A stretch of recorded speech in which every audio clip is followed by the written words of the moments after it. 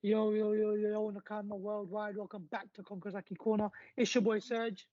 Yo. It's your boy Rooks. What's happening? And it's your boy Vim. And we are back again bringing you another chapter review for what is chapter 977, The Party's Off. Yeah. Before you do that, please remember to smash the subscribe button, leave a like on the video, and share the video if you can. The more we share, the more we grow. Always thankful for all of you joining us forever and ever and forevermore. Straight, but shall we get into this chapter, guys? This was a deep one. Yeah. Let's do it. Chiffon and Lola have bucked up. Yep. I never thought that would happen, but I'm happy. What do you think the conflict would be like between Gangbeje and seeing both of them? Because he's seeing his wife's twin. They probably want a threesome, man. If you like Chiffon, then like Lola's a splitting image, so why not? There you go. Now, but on the real, it will be very interesting to see if she kind of joins their crew, because she don't really have a crew anymore. Yeah, fair point. So chapter picks up from where we left off, and Jimbe is embraced by the crew. Very lovely image. He's getting all the cuddles and everything. All the Sanji's a little bit jealous. That he probably thinks, I have hella better looking than this guy, but chicks.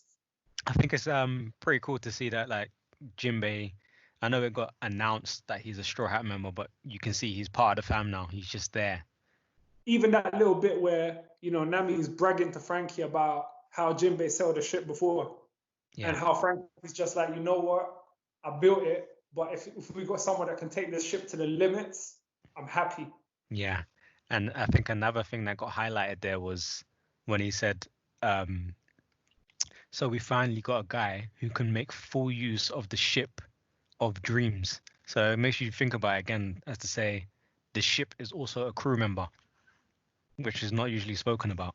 Like, it's not just a ship, it's also part of the team. Well, of course, if you go back to Water 7 when the Gogo Mary, what was the first ship called? It was the Gogo Mary, wasn't it? The Sunny. Yeah. When it died, it had a soul. And the Thousand Sunny obviously must have a soul too. Yeah. So we see who's going to get involved. So we got Captain of the Dogstore Musketeers, Full Power Shishilian, sorry. So he obviously says to Arashi, like, bro, you're a scabbard. You got to handle your scabbard business. Allow me to take the reins of the minks. And obviously, Arashi's like, yeah, you got to do what you got to do, blah, blah, blah. And obviously, Hyogoro is going to take over all of the samurai. So he's going to resume his old position. Very nice to see. And then we got Law ripping into Kinemon saying, this isn't your garrison. We kind of start going over the plans. We get a little bit more detail on what it looks like. Now, this is what's interesting.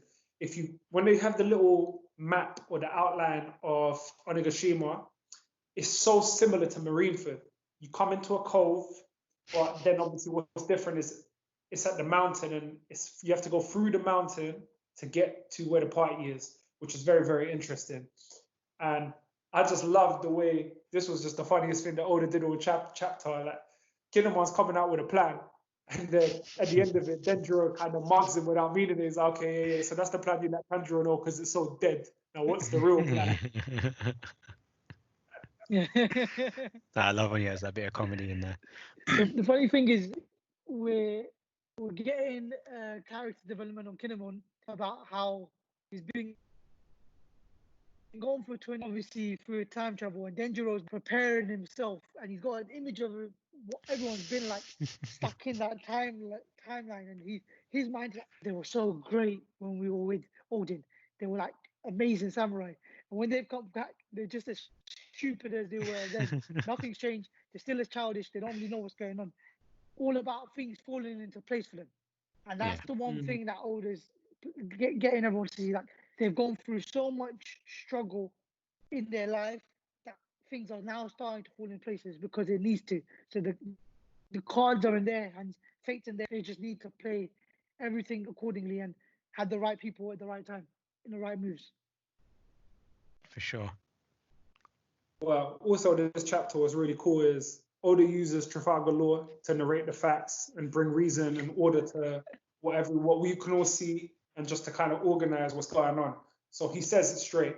He says, you Akazaya samurai are going to be headhunted first, along with me, Straw Hat, and Eustace. And he criticizes Kinemon's plan, and he's like, Kinemon, whatever your plan is, you have to take into account that we have approximately 2 idiots that are going to charge in like head first. One, I like the comparison that obviously we don't know that, but in the story they know that Eustace is very similar to Kid. So stylistically, you can expect him to charge in and do his business. Now, Oda hasn't really let us see Kid do it, which is really kind of getting annoying. I really hope he gives Kid some shine. But Law takes it further and says, listen, we're going to use them as a diversion because they're going to be a problem. They're not going to listen to no plan anyway. And we will go in a submarine under the water to avoid all the whirlpools and everything. And then I'll use my ability to take you to where you need to go. So that's a brilliant plan altogether. Perfect. Just as I planned it. We'll go with this strategy. Again, brilliant comedy with Kinemon back off Law's plan. Law's actually a war strategist. Like, oh yeah. When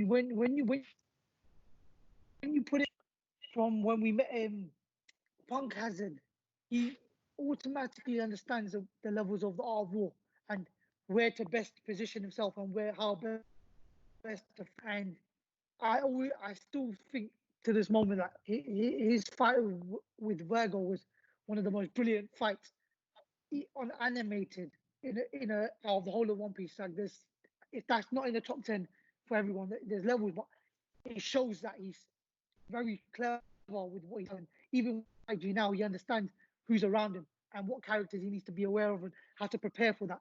So he's going to be crucial to see how he follows up with that when we actually start getting into the bigger fights. The thing is, like, what's unique is obviously what Oda's done. He's made Eustace the rival. To have 3 of them all being similar is too much. Sometimes it goes over our heads how strong Law is, because in the fight against Doflamingo, he probably did the most damage to get him ready for Luffy to beat him in Gear 4th. And what he likes to kind of portray more from Law is his unique gift, which is that kind of Shikamaru strategy and being a genius of battle and understand he can't be the same as the other 2. Yeah. But he's a proficient swordman in his own right. Anyone he's come up against off screen, he took out Hawkins. Like, he's done it on more than one occasion. Like you said, he took out Virgo. He held his own against Doflamingo. That was a 2-on-1 anyway, so neither him nor Luffy, in my eyes, had the, for me, the full thumbs up on the victory. But, Luffy's the main character, so he has to land the finishing blow. But, yeah, I mean, shout out to Law. And then what Oda does, he does a nice little interesting thing. So he uses Denjiro to kind of, you got the guards at the Torii Gate. He kind of hypes them up how they're going to be a problem. And then you just get like a nice little panel of each Straw Hat taking out one of the guards, wiping them out. Everyone, Jimbe's knocking out guys around the lips. Zoro's just cutting people up. Sanji's got the most gangster pose where like he's kicking, not even looking, and smoking a cigarette. And then everyone's doing a little bit, man. You got, Brooke is getting in on it. Robin as Frankie. well, bro. Frankie. Okay, the only thing that don't is Nami, Usopp, and Chopper. But, that's him just being comedic effect. And then it's just like, oh, let's have, we found the alcohol. Zoro's the first one to get the sake. And, Mosshead, where'd you find that? It's like, okay, cool. And then everyone's like, yeah, thank you for, breaking through, and everyone carries on charging. But my only criticism, I would have liked to see Oda let Eustace compete at this point. Let the Pirates, or whatever they go by, do something. Because right now, all Kid's doing is saying, Straw Hat, I ain't going to let you get. But, bruv, Straw Hat is getting all the fame. He's taking out all the Shishilian. He's doing everything, man. Like, he's doing bits and bobs. So, like, I know he might be saving it for the war and the grand battle, but I think this is an opportunity where they can kind of let it be cool. Interesting also to know, before I ask you guys, how do you guys feel, 1, about how gangster the Kid Pirates ship looks, and 2, how aware Killer is. It's nice to see Killer back in his mask. Obviously, he's been drugged by the smile. I don't know what the problem is with that. Can he be healed? But he seems to have presence of mind. Presence of mind, sorry. Mm-hmm. With the Kid Pirate, they're now back in a full formation. He's gathered all his crew, which got beaten up. He's got his partner, who he obviously had at a point of despair because he's got a smart fruit, can't stop laughing. Being sound of mind, I think, has brought Kid into a point of better mental health because Kid was down in the dumps. He wasn't happy. He wasn't. He was very upset with the fact that his partner was. Because if we last remember, Kid was crying at that point with the way when he saw Killer. But I think he understands that Killer's in a better position mentally and health-wise. So Kid's in a better spirit. So with them all being in a better spirit, it's more of a that's it. We're just going to go on a rampage and we're going to beat and destroy everything that's around us. Yeah, like initially I thought that I guess they kind of showed that they don't actually lose their mental capacity or change in any way to an extent, but being caught in the moment, you don't really look at it that way. But I really thought that he would have kind of just changed as a person. But seeing this now, you can just see he's the same guy, but he just has an issue with his laughing. I think he's the same guy now, but you know what? I don't think he was the same guy when he was Kamazo the Killer, because when he attacked Zoro and he was made to do all these things, I don't think he did have presence of mind. I think obviously you got to remember, the Kid Pirates will have a doctor on their crew. Like I expect them to have one of everything that Luffy has, their own version, and it would make more sense to me that he did something to where, okay, we're never going to be able to stop him smiling and laughing and acting a fool, but I can recover this, like his kind of sovereignty, so to where he can control himself. I think that's what would have happened, because it would be inconsistent otherwise, because he was doing Orochi and that's legwork, you know, going to try and kill Hiyori.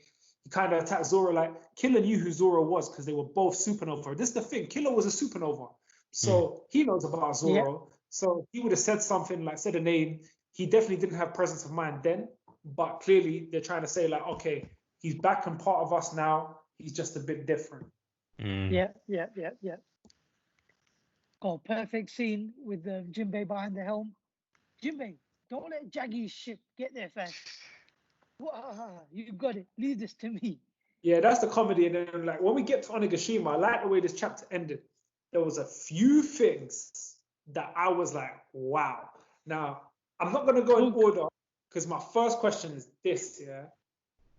Hey, where is he? Where is my son? He should be making an appearance. It's a feast. Kaido has a kid. Like, Kaido has a son. Now, whether this is an adopted son, a blood son, or something, this is going to be some kind of significant-ish.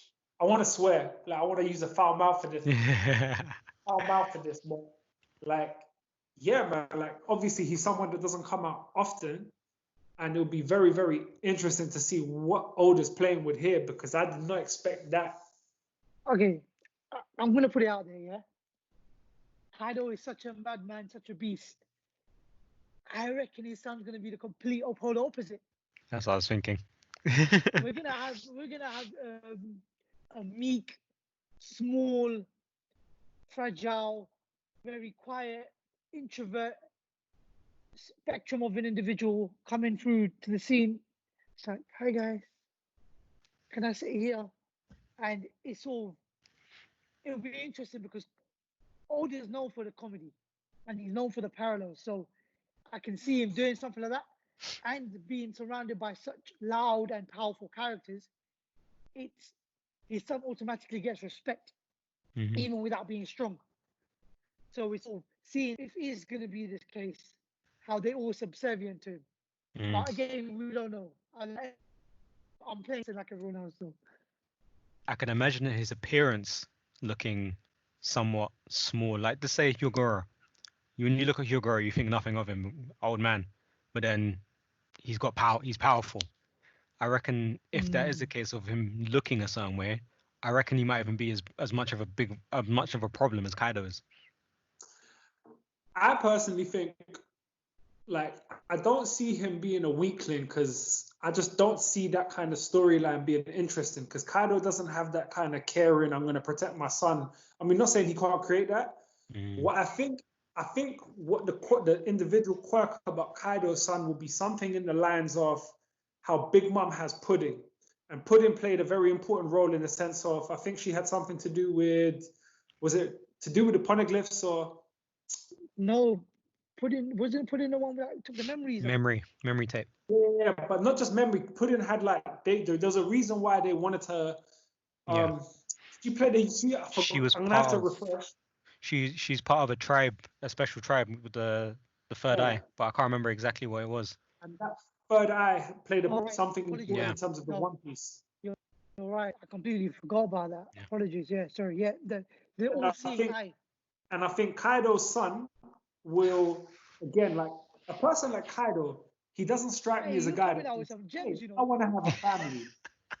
Like, hey, you know what? I've killed people, I've butchered people. You know what? Hey, I want to have a son of my own. Like, if he has a kid, his kid will serve a purpose, like for his greater goal in terms of how he wants to start this great war. I mean, he clearly has one of the red road poneglyphs. Hey. So I think his son will have some kind of ability or strength or whatever that will kind of link to Kaido's goal. It has to be. Do you reckon, although I don't, it's not full on, but do you reckon he actually did have a kid with Lin? Well, Never know. the thing is, if he had a kid with Never Lin, know. do you think Lin would let him take the kid? She keeps all her kids, so I don't think so. And I think that would just be too much like power in one body. I don't see. I mean, I think they might have done something. Done a thing, yeah. You know what? People have always suspected, there's those loose theories about Katakuri being Kaido's son, but I don't think this son will be nothing to do with it. Like I was thinking, maybe this son has been with Lin, and then she's brought him over to I don't know, persuade him to do something. I don't know. Nah, because look what he says. He says, hey, where is he? Where is my son? He should be making an appearance. It's a feast. So he does come. So he's with Kaido. He hasn't come with Lin. And then the Tobi Roppo have appeared. They've demanded an audience. They're gonna be introduced to Lin, but she's put on her kimono. She's getting dressed. She's got to shave her bikini lines and make sure she's presentable because tonight when they get drunk, her and Kaido may get lucky and actually have a baby. But from what we can see, the Tobi Roppo, there's some interesting characters. That's X-Drake, the fourth one in. One is a female. I think page one is at the back. You've got one wearing the feet like a samurai, and then there's one that's suited and booted at the front, which will probably be the strongest one out of them. Now, so, a question to you guys is that X-Strings, or do you think they're just random in that selected? No, that's X-Drake. You can see the D's on his boot. And No. So, he wears the coat and the boots. I'm saying X-Strings crew. No, I'm saying is that his crew? Like, is that his pirate ship crew? That has been selected. Yeah, he's just one of the Tobi Roppo. Okay. I think his pirate crew is somewhere on the island and they have to serve under him or whatever. Or he's told him to wait until I'm 40. But remember, when he joined Kaido, he joined by himself. His crew wasn't part of the deal. Isn't Page One a part of his crew? No, he's just no. You got the Flying Six, the Tobi Roppo, the Flying Six. Yeah, those are the 6 headliners, and they have nothing to do. They're not Drake's crew. Okay, cool. They're just different individuals. Drake's been selected as Drake's been selected as one of them. Okay, fine. That makes more sense. Fine. Headliners, that would include Hawkins as well, right? No, so that's the one underneath them. The Tobi Roppo are called the Flying Six. They're the 6 strongest headliners. They're like a special set of headliners. Okay. Yeah. So yeah, man, Oda's definitely left us with things to think about. And I wonder if he'll show that in the next chapter, we're going to see something completely different. Mm. We got a cliffhanger here as well. Like, he might show a different part of the story. Might get a flashback for you. Well, it'll be interesting to see what happens, man. I want to see who Kaido's son is. 100%, man. I want to see if he's as pretty as his dad. But guys, please let us know what you thought about the chapter in the comment section below. Any questions you had, please let's chop it up. If you haven't already, please remember to smash that subscribe button. Leave a like on the videos. And don't forget to share the video. The more you share, the more we grow. But from Konkazaki Corner, it is a peace out. Peace out.